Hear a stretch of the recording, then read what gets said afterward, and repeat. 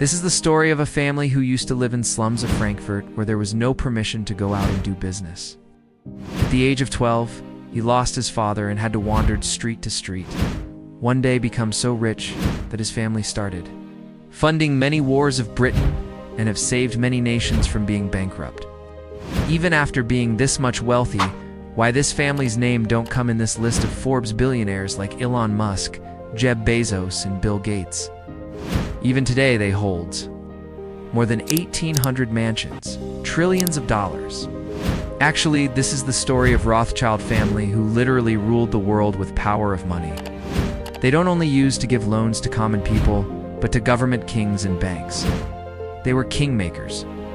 Empires faded, wars fade, but Rothschilds' legacy still continues. But the question is how this family becomes this much powerful and controlled industries for 200 years. Today in this video, we will talk about the legacy of Rothschilds. So let's start.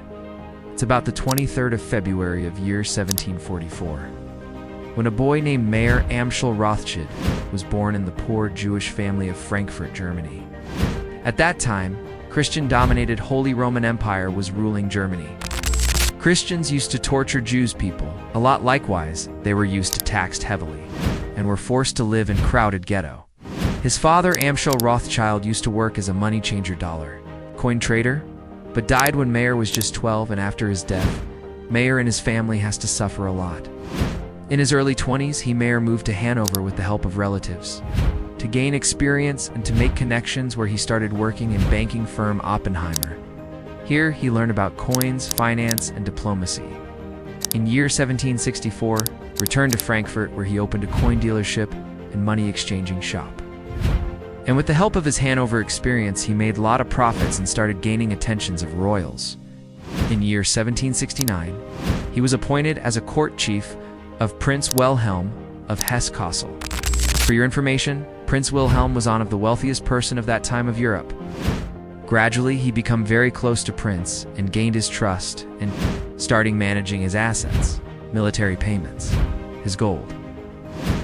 Rothschild took advantage of this and adopted such a strategy to earn money. It was something like that whenever Prince thought of buying gold, then Mayer already started buying gold before him, so that when Prince buys gold and this news goes into market, then gold's price used to got skyrocket, and after gold's price got increases, Mayer used to sold his gold, making a lot of profit, and this strategy made a lot of money for him over time.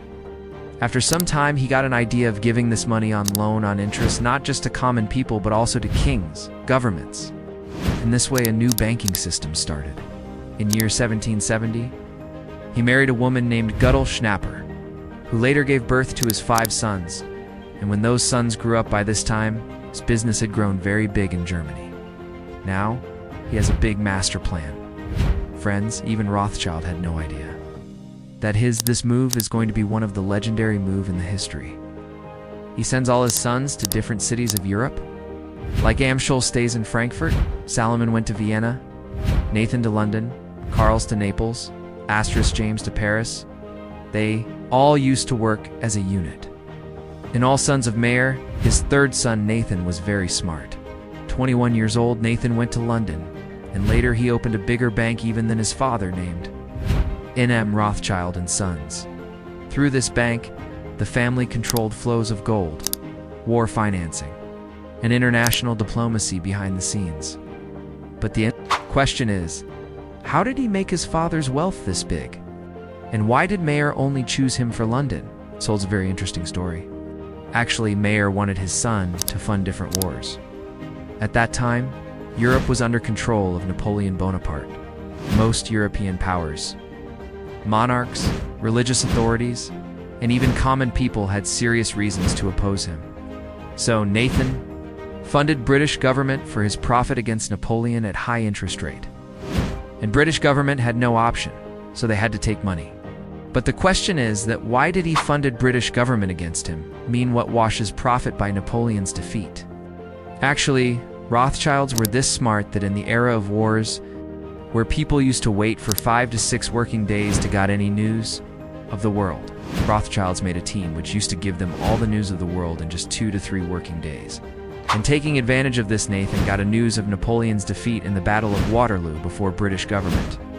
He took advantage of this news in such a way that he spread rumors that British government has lost to Bonaparte, and to make this news more true, sells all his shares and manipulated the stock market. And after the crash of market, he bought all his shares back at rock-bottom prices, and he made huge profit in future. And like doing these things, Rothschilds had earned a lot of money in the beginning of 19th century. That was a period of industrial revolution. Rothschilds finds a opportunity in this sector, and they financed many nations like France, Austria, India, Italy, and many more to build railways, seaports, and mines. They became official bankers of British Empire. Friends, when Suez Canal got ready in 1869, the British government wanted to buy shares in it because Suez Canal routes joins Asia, Europe, and Africa, so it was a huge business opportunity. Here, Egypt's Sultan Ismail Pasha overspent in canal and they got bankrupt. They were in department serving of crisis. Then Rothschilds came in the story and gave €4 million to British government and bought 44% shares of Suez Canal. Friends, now you are definitely thinking about how Rothschild maintained this legacy for so long. It is simple due to secrecy and unity. Actually, when Mayer was dying, he said few things to his sons. First, to marry within the family to protect wealth.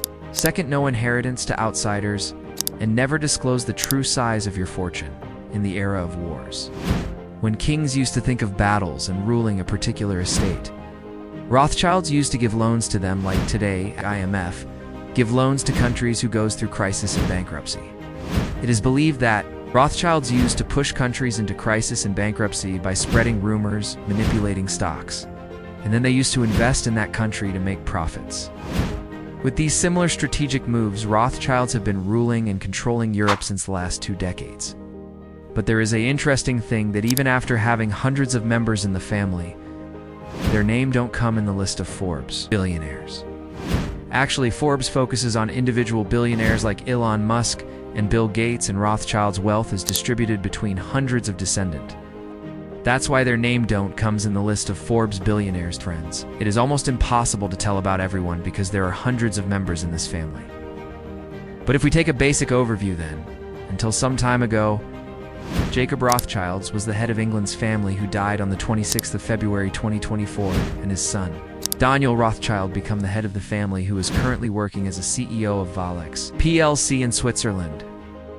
And now comes Alexander de Rothschild, who is currently in France and the chairman of Rothschild Dollar Co. And then comes Ariane de Rothschild, who is the CEO of Edmond de Rothschild, which is a Swiss bank.